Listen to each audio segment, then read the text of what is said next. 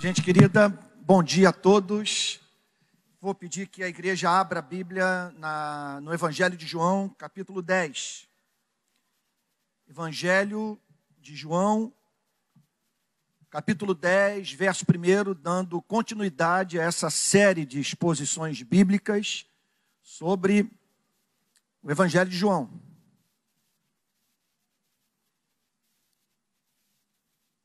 Todos acharam? Vamos nos colocar de pé para o momento de oração. Eu vou pedir para que, se possível, diminuir o meu retorno, pessoal aí do som, para diminuir o meu retorno, está muito alto. Obrigado. Pai Santo, nós bendizemos o Teu nome de todo o coração, pois sabemos que só podemos atribuir a nossa criação e manutenção da vida ao Teu decreto soberano e, associado a ele, ao Teu governo providencial. Nossas vidas estão em Tuas mãos. E ao identificarmos, Senhor, as bênçãos do perdão, do pão que nos chega à mesa, da roupa que vestimos, da comunhão no corpo de Cristo, da assistência do Espírito Santo, da Bíblia em nossas mãos, nosso coração se enche de ações de graças e somos movidos a prestar ao Senhor, nosso Deus, o culto que te é devido.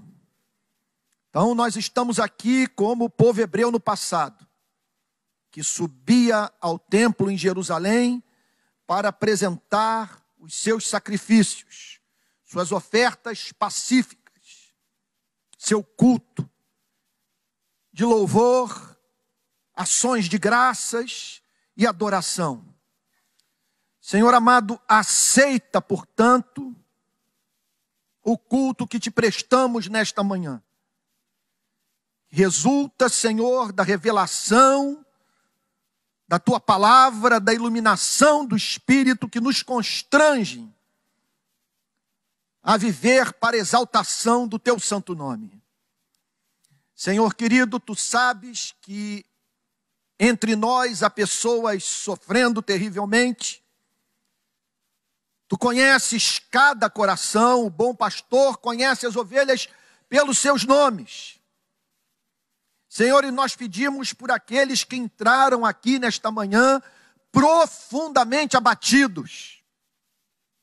Ajude-os, Senhor, a compreender que os impossíveis dos homens são possíveis para Ti. E nós rogamos, Senhor, que de uma forma ou de outra Tu abençoes os que aqui se encontram. Seja mediante o livramento, a cura, a libertação, o milagre, a manifestação inconfundível do Teu poder, do Teu governo soberano. Ou seja, Senhor, mediante aquela operação da Tua graça, que comunica paz em meio às turbulências da vida. Que de uma forma ou de outra o Senhor opere, seja dizendo Tua fé te curou, seja dizendo a minha graça te basta, o poder se aperfeiçoa na fraqueza. O que nós pedimos é que o Senhor encontre nessa manhã uma igreja que olhe para além das nuvens, uma igreja que contemple a Tua face, a luz do Teu rosto. Uma igreja que espere contra a esperança. Uma igreja que não tema as ameaças dos Golias da vida. Uma igreja que possa dizer, maior é aquele que está conosco. Ó Deus querido, em nome de Jesus nós pedimos que agora o Senhor abra o nosso entendimento para a compreensão da Tua verdade. O texto é riquíssimo e muito além da capacidade do pregador de extrair dele toda a sua riqueza. Quem é suficiente, Senhor, para expor uma passagem tão excelsa como essa? Mas nós contamos com a assistência do Teu Espírito, com a manifestação do Teu poder, mas de uma tal maneira que os que entraram aqui, que ainda não se converteram, passem pela mais profunda experiência de transformação. Que o poder da graça regeneradora opere entre nós. E que o Senhor aproxime a sua igreja mais da Tua presença. Revelando, Senhor, Tua beleza, a beleza do Teu amor. Comunicando à igreja segurança, esperança e paz. É o que pedimos, Senhor, em nome de Jesus, com perdão dos nossos pecados. Amém. Amém. A igreja pode ficar sentada.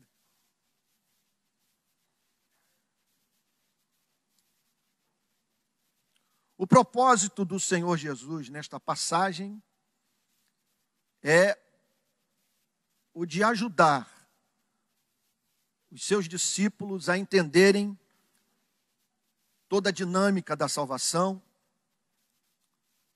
como seres humanos são salvos, o que Cristo representa para a vida dos redimidos.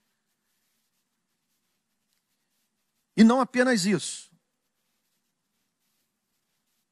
A concreta e real ameaça, preste atenção, das instituições religiosas, a nossa paz, a nossa alegria, a nossa comunhão com Deus, a nossa salvação.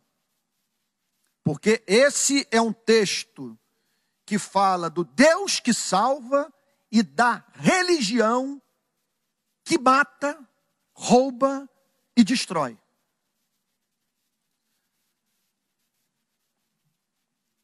Tudo que o Senhor faz nesse encontro com os seus discípulos, com os judeus, e muito provavelmente com o cego que havia acabado de ser curado, é usar de uma imagem com a qual todos estavam familiarizados, a fim de lhes ensinar profundas verdades referentes ao reino de Deus.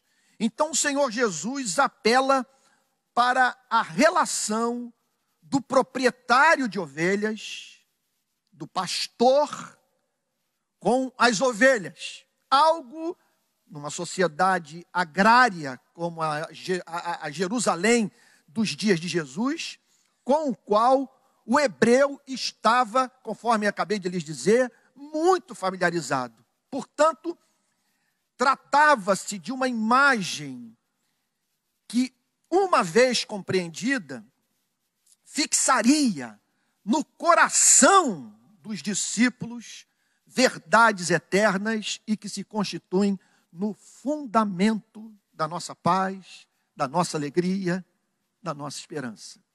Vamos ao texto. Em verdade vos digo, portanto, algo solene a ser comunicado.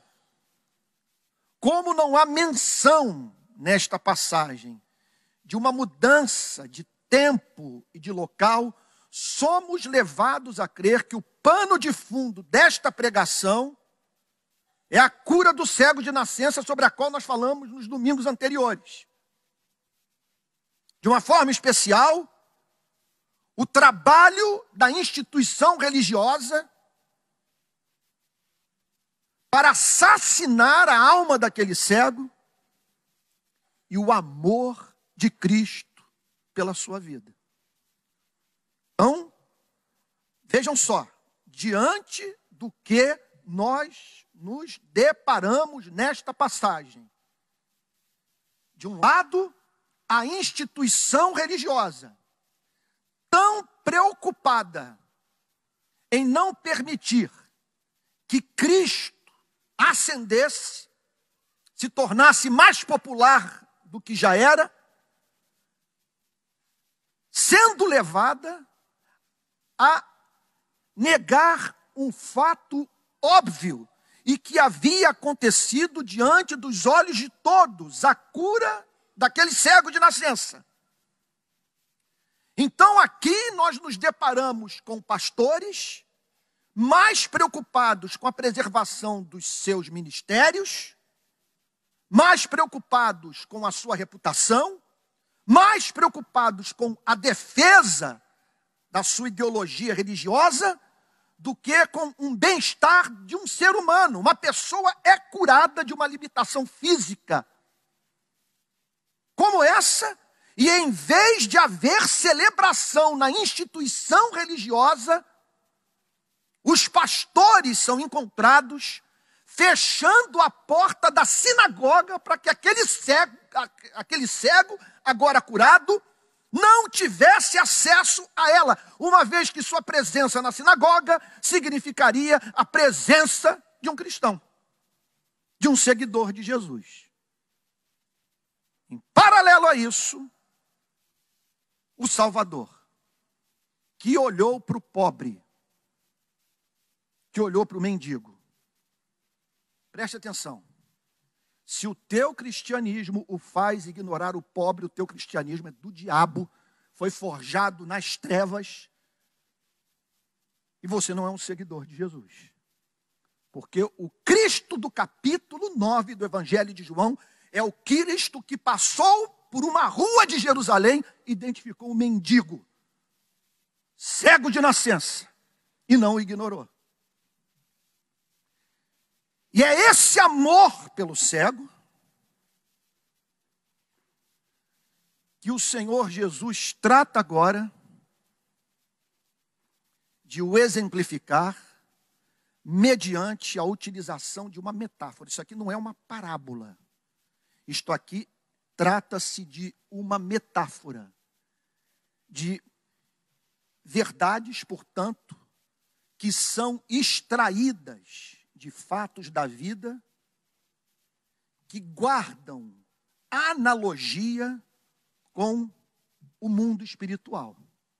Então o Senhor Jesus declara: em verdade, verdade vos digo, o que não entra pela porta no aprisco, no redil, no curral, no lugar onde ficavam as ovelhas, o que não entra pela porta,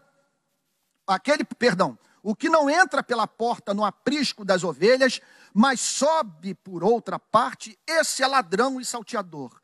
Ladrão, aquele que se apropria desonestamente dos bens alheios. Salteador, aquele que usa de violência para fazê-lo.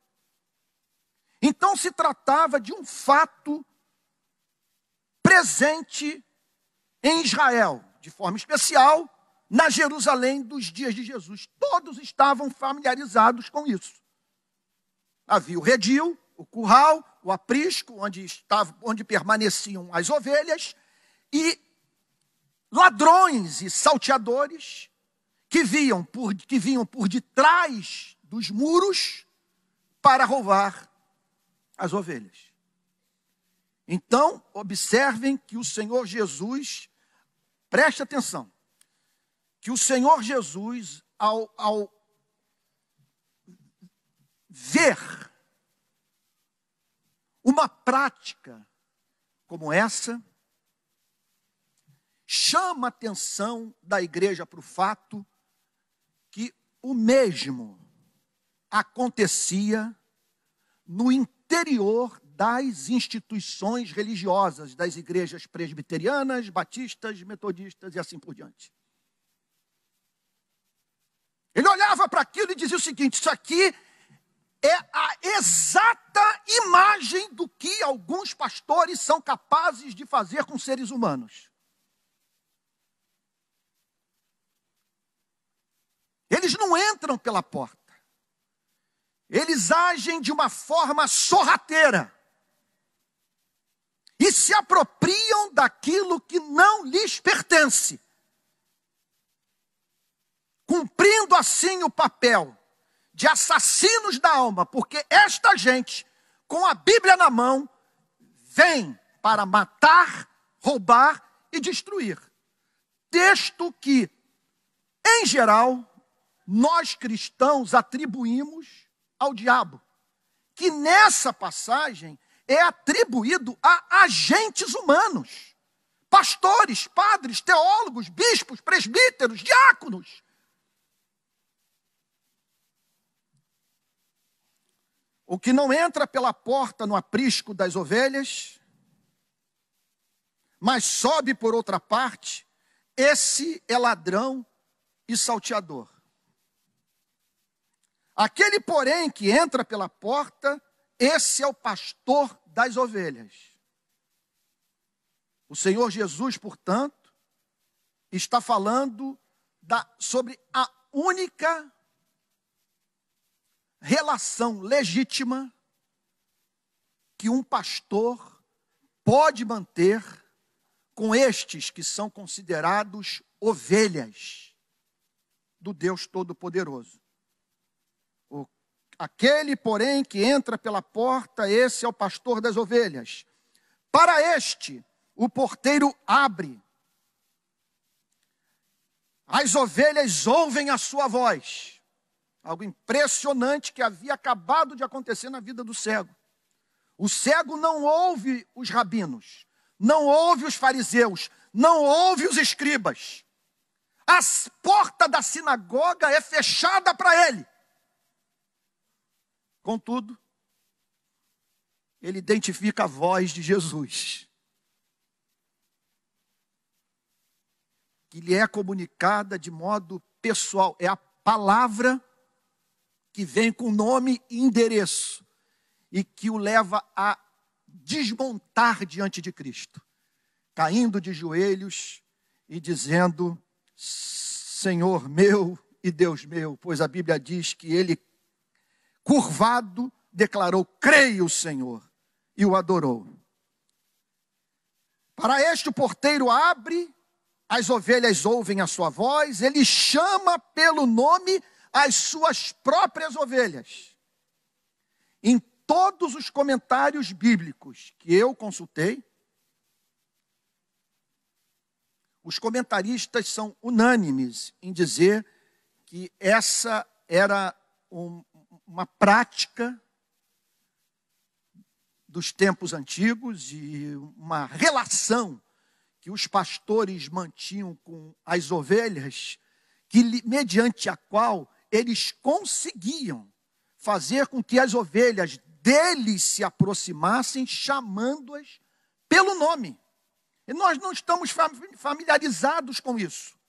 Mas naqueles tempos, essa relação se tornava tão íntima que o pastor podia chegar num curral, veja só, usado por vários proprietários de ovelhas, e chamar as suas ovelhas pelo nome.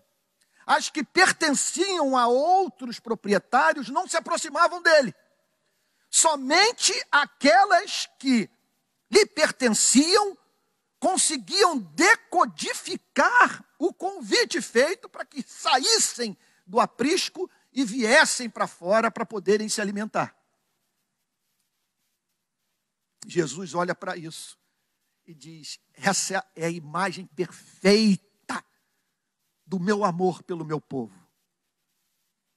Isso aqui traduz, isso aqui simboliza com muita clareza o reino do Pai. Ele chama pelo nome as suas próprias ovelhas e as conduz para fora. Depois de fazer sair todas as que lhe pertencem,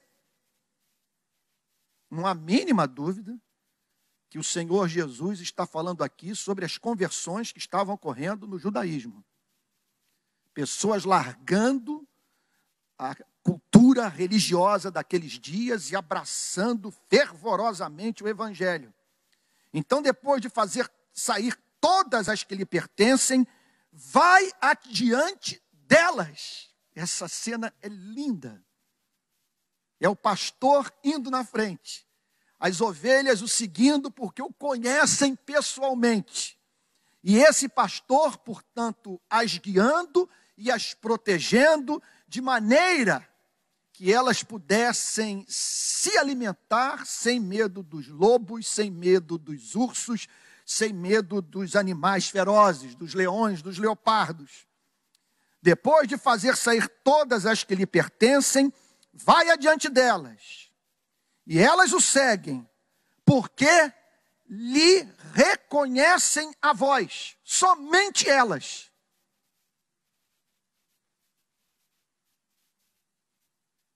Meu Deus. Mas de modo nenhum seguirão o estranho. Antes fugirão dele, porque não conhecem a voz dos estranhos. Isso é uma coisa muito impressionante. É algo impressionante. Olha, eu tiro isso pela relação da minha empregada com a igreja que ela frequentava em São Gonçalo. O pastor fez uma viagem a Israel e nessa viagem ele abraçou uma espécie de cristianismo messiânico, judaizante. E como eu sou, portanto, a levar a igreja a incorporar práticas religiosas judaicas. Usar determinadas vestimentas, como também usar o chamado shofar durante o culto. Aquela espécie de corneta com chifre, tão presente no Antigo Testamento. Tem para mim que, devido ao perfil da igreja, não havia classe de escola dominical. Mas ela ama Jesus, crê em Jesus, serve a Jesus, é fiel a Jesus. E ela olhou para aquilo e disse, isso não vem de Deus. E não ficou na igreja. É uma unção, é uma luz, é uma graça presentes na vida do eleito, que impedem a verdadeira ovelha de Jesus Cristo de ouvir a voz de estranho. Ela só reconhece a voz do seu pastor. Agora acontece que muitos não entenderam o que o Senhor Jesus estava querendo ensinar. Provavelmente, aqueles mesmos judeus que queriam prendê-lo e matá-lo, que tentaram ocultar o milagre do cego de nascença, e que se viram, portanto, para ele, talvez, isso aqui incluindo os próprios discípulos. Verso 6. E dizem, nós não compreendemos o sentido do que tu estás ensinando. Verso 6. Jesus lhes propôs esta parábola. Mas eles não compreenderam o sentido daquilo que lhes falava. Não tiraram proveito nenhum. Veja só. Eles estavam familiarizados com esse mundo da agropecuária.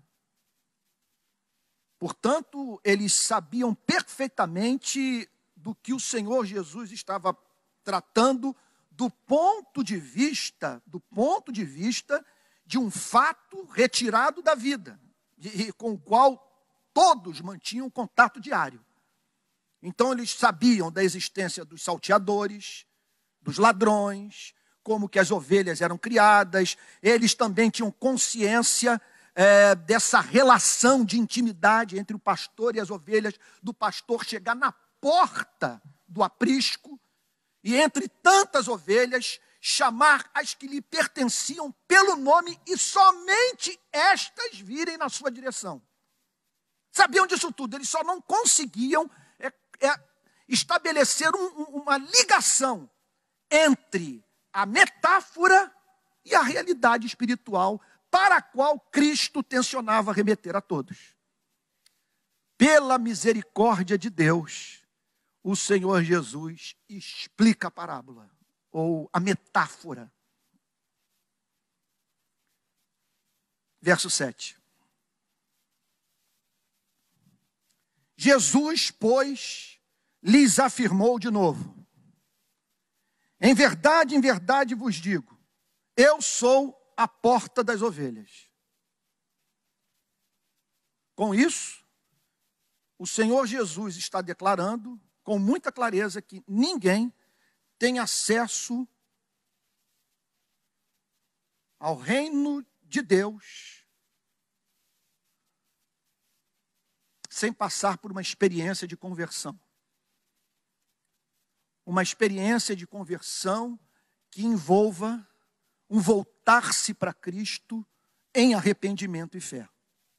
Eu sou a porta das ovelhas. Com isto, o Senhor Jesus está dizendo que o acesso a esse mundo de proteção, esse mundo de cuidado, a esse mundo de aconchego, é garantido por Ele. Ele é chamado de a porta das ovelhas. Portanto, com esta declaração, salta aos olhos o fato de que o Senhor Jesus ensinou nos dias da sua carne uma doutrina que deve ser abraçada por todos nós, e quando uma igreja a relativiza, deixa de ser igreja de Jesus Cristo. Ele é o caminho, a verdade e a vida. Ninguém vem ao Pai senão por Ele. Ele é a porta, é por meio dele, é mediante o seu sacrifício na cruz, que nós, seres humanos, temos acesso ao redil do Criador Todo-Poderoso, que entramos neste mundo. Verso 8. Todos quantos vieram antes de mim são ladrões e salteadores. É muita coragem, é muito peito, é muita autonomia, muita sinceridade, porque ele faz essa declaração perante os fariseus, perante aqueles que operavam a máquina eclesiástica. O que ele está dizendo que todos os que vieram antes de mim e que estão entre nós são ladrões e salteadores. Com isso, o Senhor Jesus está dizendo que ninguém lida impunemente com a instituição religiosa. Então preste atenção. Os maiores canalhas, os grandes assassinos, aqueles que têm mais prestado desserviço à causa do Evangelho, são pessoas profundamente religiosas, que têm contato conosco, que frequentam os nossos templos. Por isso, não nos surpreendamos quando virmos um candidato usando o nome de Deus em eleição. Ele sabe que isso dá voto num país conservador, num país que crê na existência de um Criador. Observe que se você for perguntar a ele o que ele pensa sobre Deus, você descobrirá que o conceito dele de Deus está a anos-luz de distância daquilo que você acredita. Outro ponto. Ele pode dizer que acredita em Deus, mas ser totalmente ignorante com relação à obra de nosso Senhor e Salvador Jesus Cristo. Não saber nada sobre Jesus, a porta das ovelhas. Outro ponto. Ele pode usar o nome de Deus. Ele pode dizer: Deus os abençoe.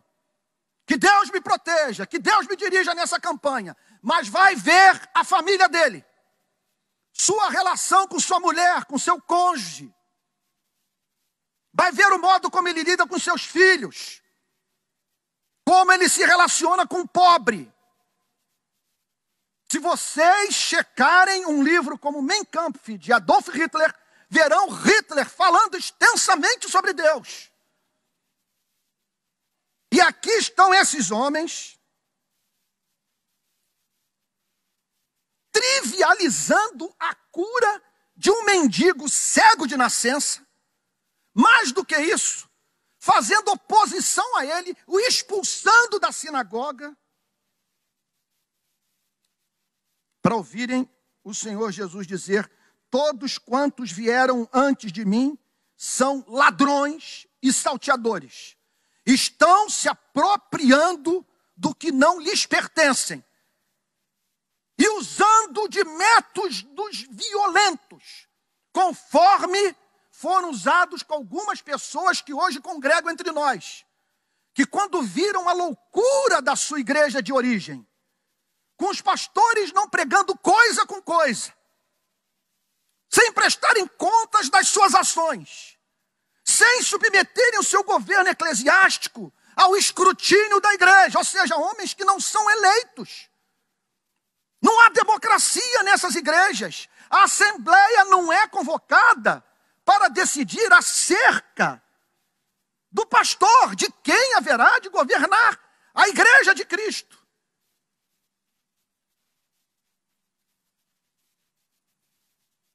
E que ao tomarem a decisão de sair de suas igrejas, foram amaldiçoados por estes mesmos homens. O que o Senhor Jesus está fazendo nessa passagem é quebrando o poder de um homem como eu. Você passa a me respeitar, passa a ter uma relação de confiança comigo, e eu sou malandro, eu sou canalha, eu sou suficientemente safado para usar o nome de Deus em vão e entro na tua casa. E falo para você dos meus problemas financeiros.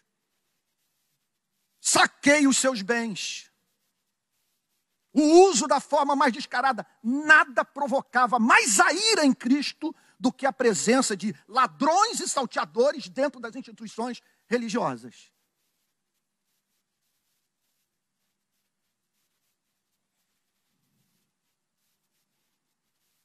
Todos quantos vieram antes de mim são ladrões e salteadores, mas as ovelhas não lhes deram ouvido.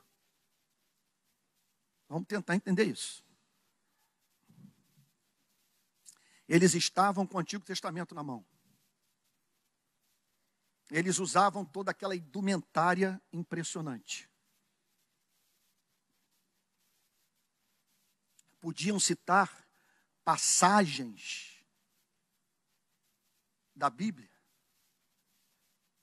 de memória. Sessões inteiras do Antigo Testamento. Dispostos a dar sua vida por Moisés. O problema deles não era com o Antigo Testamento, o problema deles era com o Evangelho. O problema deles não era com Moisés, o problema deles era com Cristo. E na verdade, o Moisés ao qual eles serviam, era o Moisés domesticado pela cultura religiosa dos dias do Senhor Jesus. Porque nós vamos encontrar na mensagem de Moisés, em meio a todo aquele rigor, veja só, nunca leia o Antigo Testamento, perdendo de vista o fato de que o apóstolo Paulo declara na carta aos Gálatas que o Antigo Testamento funcionava como um tutor da igreja no seu período da infância espiritual. Pedagogos que tratavam, portanto, o povo de Deus, aqueles homens, Moisés, os profetas, os sacerdotes, como que a lidar com crianças. O que o Novo Testamento faz é nos emancipar. Toda tentativa, portanto, de voltar àquele modelo de espiritualidade é fruto, portanto, de um profundo desconhecimento das Sagradas Escrituras e um retorno a um período da relação com Deus que nós não devemos fazer. Pois bem, lá estavam aqueles homens com Moisés nas mãos, falando sobre a guarda das 3 festas, falando sobre o pagamento de dízimos, sobre as peregrinações, sobre a impureza da mulher no período da menstruação, lavando pratos, lavando talheres, lavando suas mãos, indo para o mercado e voltando para casa se banhando, porque podia ter acontecido de no mercado eles encostarem num pagão. Uma paranoia. Eu vou lhes dizer uma coisa: 1 ano de Moisés num lugar como esse é coisa de levar todo mundo à loucura. Repito, não leia esse livro sem Jesus Cristo. Jesus Cristo é a chave hermenêutica da Bíblia. Ele é a lente mediante a qual nós vamos interpretar esse livro de modo evangélico. Esse livro aqui é um livro terrível. Sem Jesus Cristo, fuja desse livro. Ele só faz bem para aqueles que entendem que a lei veio por Moisés, mas a graça e a verdade vieram por Jesus Cristo. O púlpito não é de Moisés, o púlpito é de Cristo. O que me habilita a estar num lugar como esse é a decisão de ter tido acesso a vocês através da porta que é Jesus Cristo. Nenhum pastor tem direito de estar num lugar como esse se não for por Jesus Cristo, para glorificar a Jesus Cristo, para exaltar a Jesus Cristo, para revelar a beleza de Jesus Cristo. Pastor só pode ter acesso à igreja do Deus vivo se passou pela porta que é Jesus Cristo. Mas as ovelhas não lhes deram ouvido. Eles tentavam matar Jesus Cristo. E as ovelhas entenderam. Eles estão fazendo o que Moisés não faria. Eles estão praticando o que seria condenado por Isaías, Jeremias e Ezequiel. Eles estão querendo assassinar o Filho de Deus, o Messias, a esperança de Israel. Como que as ovelhas não ouviram a instituição religiosa e conseguiram decodificar a voz do Pai na mensagem de Cristo? Irmãos, só tem uma explicação: o decreto eterno, soberano da eleição. Deus elegeu essas pessoas e fez, portanto, com que elas tivessem esta sensibilidade para discernir a voz de Deus na vida. Mas as ovelhas não lhes deram ouvidos. Por que as ovelhas não lhes deram ouvido? Porque em razão da presença do Espírito Santo em suas vidas, elas não viram excelência na mensagem desses homens. Aliás, esse é um problema da nossa geração. A nossa incapacidade de separar o joio do trigo.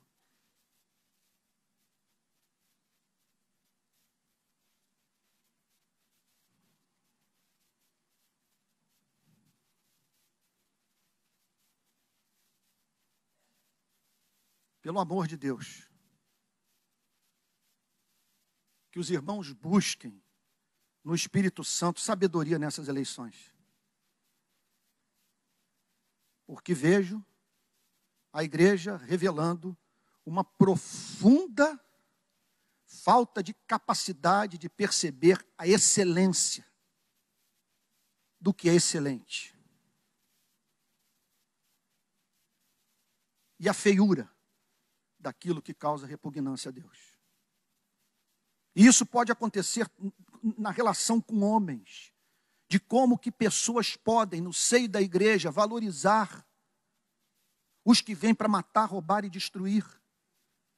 É impressionante como que ladrões e salteadores são ouvidos.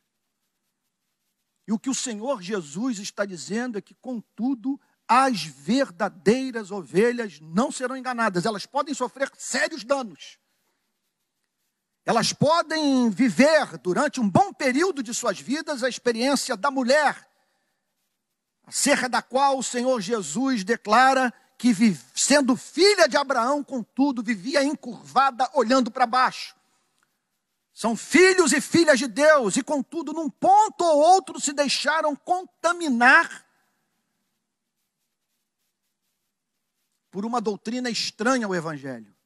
O que nós, contudo, não podemos perder de vista jamais é que o decreto eterno de Deus é infalível, a assistência do Espírito Santo é certa e Deus, portanto, dá graça às suas ovelhas a fim de que no meio dessa Babel teológica as suas ovelhas consigam discernir onde está o Evangelho. Em meio ao que é falado, o que é de fato palavra de Deus. Mas as ovelhas não lhes deram ouvido. Eu sou a porta. Se alguém entrar por mim, será salvo. O que o Senhor Jesus declara é que através dele pessoas têm acesso a esse reino de salvação. Se alguém entrar por mim, será salvo. Se alguém entrar por mim, encontrará na vida proteção, encontrará aconchego, encontrará redenção. Não se sentirá mais fora de casa do universo. Se alguém entrar por mim, será salvo. E olha que coisa linda. Entrará e sairá. Falando, portanto, da liberdade. E achará pastagem. Essa é a grande e extraordinária promessa do Evangelho. Que em Jesus Cristo nós encontramos satisfação para as nossas demandas espirituais. Nele nós encontramos alimento para a alma. Entrará e sairá. Ou seja, conseguirá encontrar na vida aquilo que atende aos apetites mais íntimos do coração. Entrará, sairá e achará pastagem. Não vai morrer de fome, não vai morrer na inanição. Vai encontrar aquilo que renovará as forças. Entrará, sairá e achará pastagem.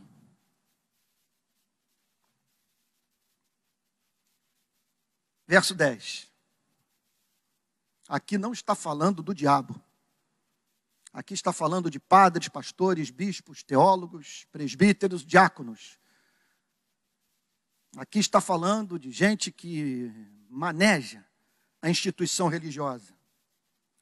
O ladrão vem somente para roubar, matar e destruir. O que o texto está dizendo? Que ele vem para se apropriar do que não é dele. O que significa roubar nesse contexto? Você se tornar mais presbiteriano do que cristão. Você se tornar mais de direita do que cristão. Você se tornar mais de esquerda do que cristão, de acordo com a ideologia presente na igreja a qual você pertence. Aliás, fica essa pergunta bem atual. O Espírito Santo pergunta a você: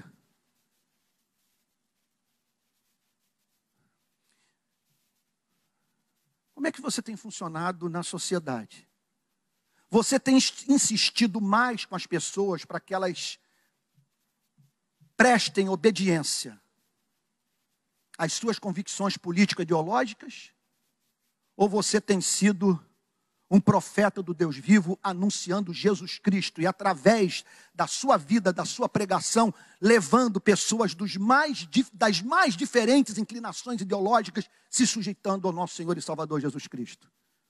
Eu gostaria de ver esse fervor que eu vejo nas redes sociais, com crentes de esquerda tentando convencer os de direita tentando convencer os de esquerda. Gostaria de ver esse fervor no campo da evangelização. Quantas pessoas você levou a Cristo este ano? Quem você consegue identificar aqui nas cadeiras da igreja que se converteu através de você?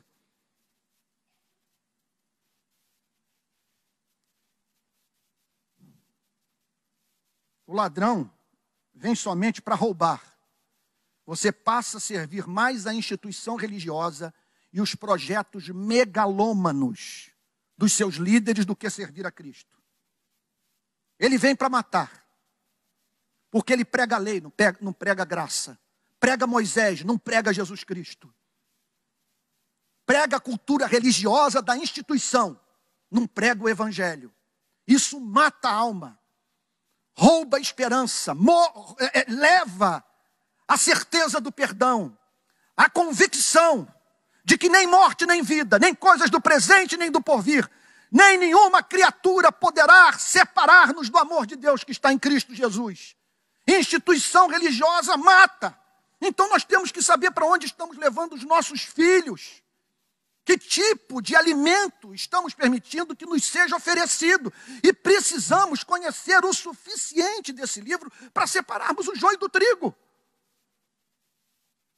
E ele vem para destruir.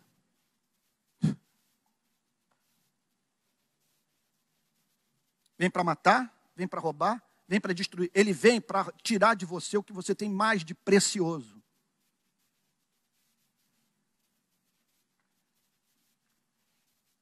Vinte anos eu vivi fora da igreja. 36 anos eu estou envolvido com instituição religiosa.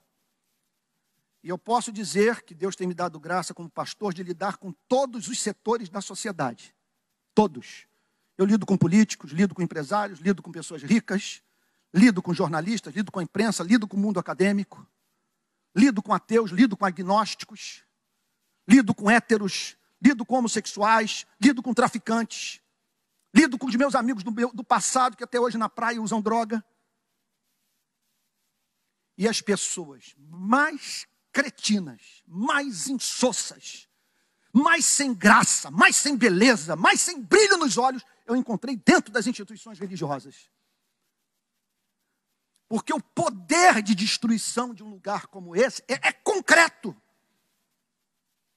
E qual é o segredo? O segredo é Jesus Cristo. O púlpito tem que estar intoxicado de Cristo. A igreja tem que respirar Jesus Cristo. Jesus Cristo é a ética. Jesus Cristo é o fundamento da ideologia. Jesus Cristo é a esperança da vida eterna. Jesus Cristo é o caminho que leva ao Pai. Jesus Cristo é o paradigma da retidão de caráter. É Jesus, Jesus, Jesus, porque Ele é a porta. Ninguém tem direito de ter acesso à sua vida, senão através de Jesus Cristo. Essa que é a pergunta que tem que ser feita. Aquele que você ouve está intoxicado de Cristo, ele se parece com Cristo, ele glorifica Cristo. Todos conhecem a Cristo através da sua pregação. Tudo que ele aborda em todos os temas sobre os quais ele fala, a presença de Jesus Cristo é a tônica. O seu ministério, portanto, é um ministério cristão. O ladrão vem somente para roubar, matar e destruir. O que é que ele faz? Ele faz com que você confunda Deus com o diabo. Ele o faz perder totalmente o encanto por Deus.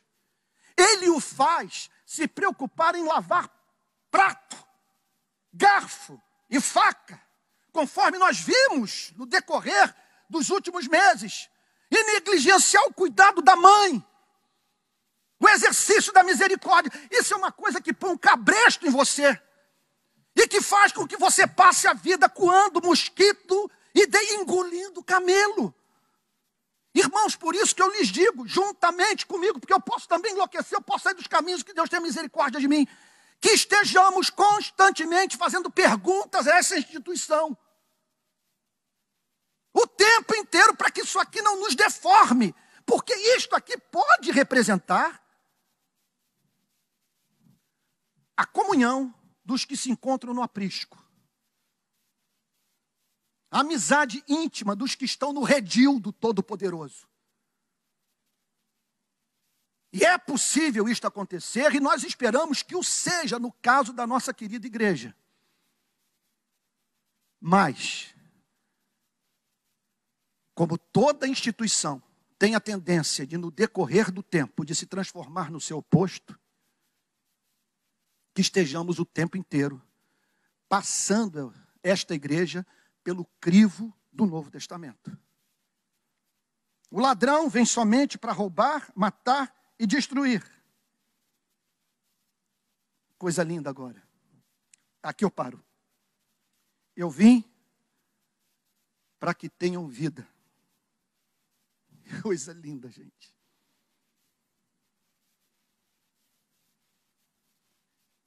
Aqui está a chave de interpretação do próprio ministério de Cristo. Preste atenção. Lutero, no seu comentário sobre a carta de Paulo aos Gálatas, ele fala sobre a capacidade de pregadores de pegarem o Cristo da Bíblia, leão, e o apresentarem como se esse fosse o único Cristo. Lutero diz que a arte de interpretação da Bíblia é encontrar o Cristo Cordeiro, de maneira que nos seus momentos de crise moral, em que você tem vontade de voltar no passado para desfazer o que fez, nas horas que você se sente indigno, carente de perdão, lhe seja lembrado que você tem ao lado não o Cristo leão, mas sim o Cristo Cordeiro, porque ele nunca é leão para o quebrantado de coração. Então, quando você ouvir falando no Sermão da Montanha, bem-aventurados os humildes de espírito, porque dos tais é o reino dos céus, bem-aventurados os que choram, porque serão consolados, bem-aventurado os mansos, porque herdarão a terra. Procure sempre entender que você está ouvindo a mensagem de alguém que veio para lhe comunicar a vida. E o que é vida? É você conseguir o primeiro 1 milhão antes dos 30 anos? O que é vida?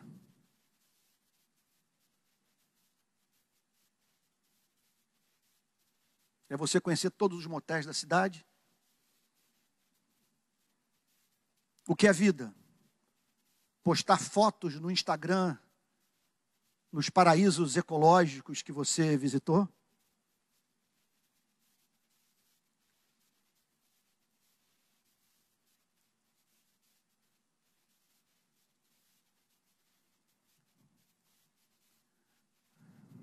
A vida pode até envolver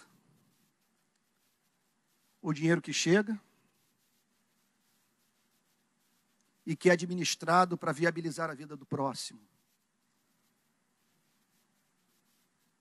O intercurso sexual pleno,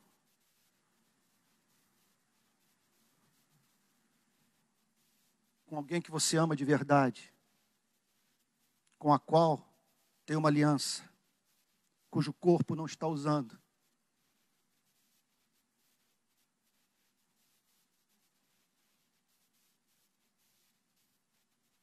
Está no paraíso ecológico. Mas enquanto os seus companheiros surfam, você experimenta emoções quase que incomunicáveis.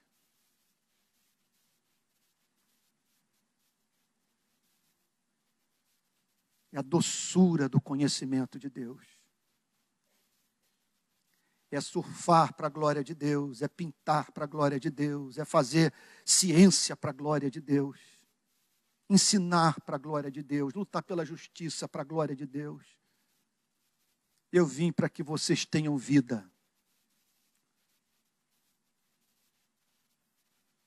Eu não sei se eu vi até hoje maior expressão de vida do que a que eu encontrei num relato do grande Jonathan Edwards, referente à conversão de uma moça ocorrida no grande despertamento que houve na sua igreja. O primeiro avivamento dos Estados Unidos da América, ocorrido no século XVII, por volta de 1735.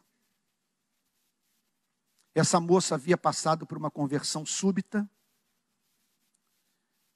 e foi acometida por alguma enfermidade que a fez progressivamente se tornar cadavérica. Ela não conseguia ingerir alimento algum. Só conseguiam passar a comida por um canudo que lhe era introduzido na garganta de forma líquida. O que a todos impressionou foi o fato de os membros da igreja congregacional de Northampton, da qual o Jonathan Edwards era pastor, que se dirigiam para a casa dessa moça para aconselhá-la, eles sim, saírem de lá consolados, mais próximos de Cristo, envergonhados. E uma das frases, a história é longa, mas uma das coisas que essa moça disse, Jonathan Edwards falou, ele declara que é aquele tipo de convertido que os verdadeiros avivamentos produzem. E algo que ela disse que me marcou profundamente. Alguém a procurou, e Edwards conta que ela fez a seguinte declaração: eu não quero a doença, eu não quero a cura, eu não quero a vida, eu não quero a morte, eu quero Jesus Cristo. Eu vim para que vocês sejam emancipados da vida. Eu vim para que vocês tenham vida. Eu vim para que vocês não apenas creiam em Deus, mas tenham a vida de Deus na alma. Eu vim para que vocês tenham vida. E agora, olha a declaração final. E a tenham em abundância. Infinitamente mais do que tudo quanto podem pedir ou imaginar. Um suprimento para muito além do que a sua natureza humana é capaz de conceber. Talvez me preparando para esta pregação, saindo da minha casa em Pendotiba, tenho que cruzar o bairro de Santa Rosa. Eu me lembrei do primeiro amor da minha vida. Uma namoradinha de nome Cristina. Éramos da 7ª série, da mesma sala. E no meio de uma aula ela falou que sonhava comigo. E tal. Só sei que ela se declarou para mim. E eu vivi apaixonado por ela. Foi o grande estímulo para eu terminar os estudos naquele ano. Era a única motivação para frequentar aquela escola pública caindo aos pedaços. E eu me lembro então que nós saímos de sala de aula e demos o primeiro beijo. E fomos do colégio Guilherme Briggs, em Santa Rosa, até o alto de uma santa, de uma estátua que tem lá no bairro de Santa Rosa, andando, conversando. E eu falei, meu Deus, um dia eu, com 14 anos de idade, passei por essa rua tomado de alegria, vivendo a minha primeira experiência de amor. Aí eu pensei, mas quem era eu? Era um menino com uma xícara de café na mão, que estava transbordando naquele dia. O que Jesus fez comigo foi ampliar de tal maneira as expectativas em relação ao universo, que não há mais amor, não há mais riqueza, não há mais fama, não há mais poder para satisfazerem as demandas de um espírito que foi recriado por Jesus Cristo e que, por ter sido recriado por Jesus Cristo, quer nada mais, nada menos do que a visão beatífica. Eu quero ver sua glória. Não tem mais orgasmo que me satisfaça. Não tem aparição no jornal nacional que dê conta do tipo de felicidade que Jesus Cristo me fez ambicionar. Porque Ele veio para me sacar do mundo, do prazer animal, a fim de que eu participe da alegria dos anjos. Vida em abundância. Vida, segundo definição de Cristo. Vida, segundo o padrão do Evangelho. É mais do que sexo, dinheiro e poder. é em meio ao caráter transitório e fugaz da vida, você poder dizer: eu sei em quem tenho crido. Bondade e misericórdia me seguirão todos os dias da minha vida e habitarei na casa do Senhor para todo sempre. É você poder entrar na casa do fariseu sem ter sido convidado e dizer: parceiro, entenda uma coisa, eu não fui convidado por você, não tinha direito a entrar na sua casa desta maneira, mas há algo que legitima essa intromissão. Está aí alguém que falou para mim o que nenhum rabino jamais ensinou.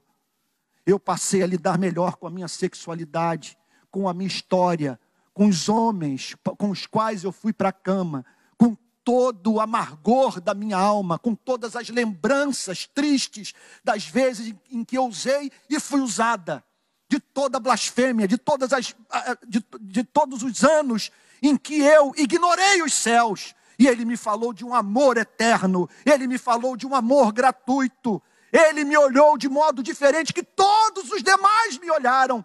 Permita-me, portanto, quebrar o vaso de alabastro. Por favor, não me tenha por mal. Não consigo conter minhas lágrimas e banhar os seus pés, batizando-os com o meu amor. Ele é o meu tudo, Ele é a minha alegria, Ele é o meu maior prazer, é o que mantém hoje o sentido da minha existência. Para isso que Jesus Cristo veio. Eu vim para que vocês tenham vida e a tenham em abundância. E o que é central para que tal aconteça? Que você entre pela porta. Entre pela porta. E o que é central para que o ministério desta igreja não seja um ministério de morte, seja um ministério de vida. Que todos aqueles que aqui falam tenham entrado pela porta. Porque aqui você tem a porta das ovelhas e a porta para as ovelhas. A porta das ovelhas é Jesus Cristo. A porta para as ovelhas é Jesus Cristo. É Jesus Cristo que nos permite entrar no reino dos céus. E é Jesus Cristo que legitima a decisão de um homem de se colocar de pé e falar de Deus para o rebanho do Todo-Poderoso. Ninguém lida com este povo impunemente. Termino dizendo que a maravilha é você e eu sabermos que Ele conhece as ovelhas pelo nome. Conhece suas fraquezas, suas fobias, suas fantasias, seus sonhos não realizados, a culpa que você carrega. Ele conhece o cheiro do seu travesseiro. Porque o bom pastor conhece as ovelhas pelo nome. E quando Ele o chama, esse chamado, veja só, é evangelho, mas é o evangelho adaptado à sua vida, porque Ele não lida com você e comigo como o fazendeiro lida com seu gado. Ele conhece as ovelhas pelo nome. E que maravilha, num mundo como esse, nós termos um pastor e podermos nos juntar ao rei Davi e dizer: Jesus Cristo, o Filho de Deus, é o meu pastor e nada me faltará. Eu entrarei e sairei e vou achar pastagem para o meu coração, alimento verdadeiro, adaptável à minha fome espiritual. Oh, meus amados irmãos, que Deus a todos abençoe, que todos saiam daqui profundamente seguros deste amor. Se Ele é o teu pastor, se Ele vai na frente, você pode ter certeza que amanhã de manhã na Rio Branco você não estará só. Você pode estar convicto que no momento de ter que encarar a carranca daquele ao qual você está sujeito do ambiente de trabalho, você não estará sozinho, porque Ele é o seu pastor, o que significa, portanto, que os seus olhos estão sobre sua vida 24 horas por dia, e que Ele é obcecado pela ideia de lhe comunicar vida, de trazer ao seu coração o alimento de que você carece, a fim de viver na plena abundância dos redimidos de Deus. Que Deus o abençoe e que você receba esse capítulo 10 do Evangelho de João como autêntica boa nova. Vamos ficar de pé?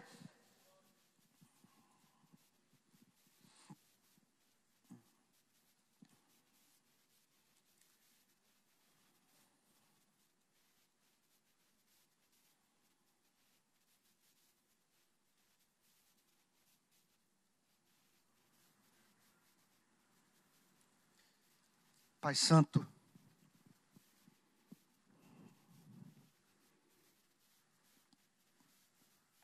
nós suplicamos a Ti em nome do Senhor Jesus, que esta igreja seja composta por homens e mulheres que entraram pela porta que é Cristo. Que todos os mestres e pregadores também tenham entrado por esta porta que é Jesus. Nós te agradecemos, Senhor, por essa graça que nos permite identificar a voz de Jesus.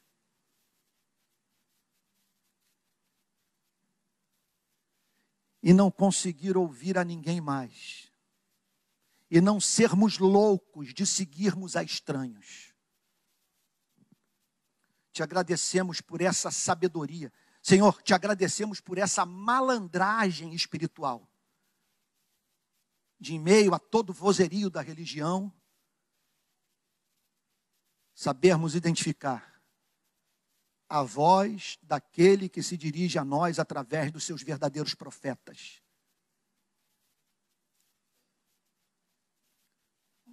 Jesus, filho de Davi, tem misericórdia de nós. Inaugura uma nova fase da vida desta igreja, Senhor. Senhor, Tu sabes que nos próximos meses estaremos em contato com o que talvez seja de mais glorioso do Evangelho de João. Vamos mergulhar nas insondáveis riquezas do Pai que estão em Cristo Jesus. Nós pedimos a Ti, Senhor, que algo estranho aconteça na nossa igreja. Que em meio a essas exposições, sejamos batizados com o Espírito Santo. Que Tua graça seja derramada, Senhor, sobre as nossas vidas. Senhor amado, como pastor da igreja, agora eu quero pedir por aqueles que não viram esta promessa se cumprir em sua vida. Que ainda não encontraram pastagem, Senhor. Que estão confusos. Em nome de Jesus, Senhor. Se a causa da frustração é a ausência de conversão, que nesta manhã Tu operes regeneração, Senhor, e que essas pessoas tenham sua vida transformada pelo poder do Espírito Santo, Senhor. Ó Deus amado, mas nós pedimos por aqueles que pararam onde começaram na sua jornada cristã. Aqueles que não progrediram, aqueles que perderam o encanto por Ti. Compadece-te destes, Senhor. Que inferno é uma pessoa ler Bíblia, frequentar a igreja e não ter prazer em Jesus Cristo. Senhor, melhor seria viver longe deste lugar, Senhor, do que a cada domingo se sentir condenada. E não encontrar pastagem, porque perdeu o apetite, perdeu o paladar. Nós rogamos a Ti, Senhor, em nome de Jesus, que encontremos em Cristo segurança, que caminhemos olhando para Ele, que Sua voz se torne progressivamente discernível, Senhor.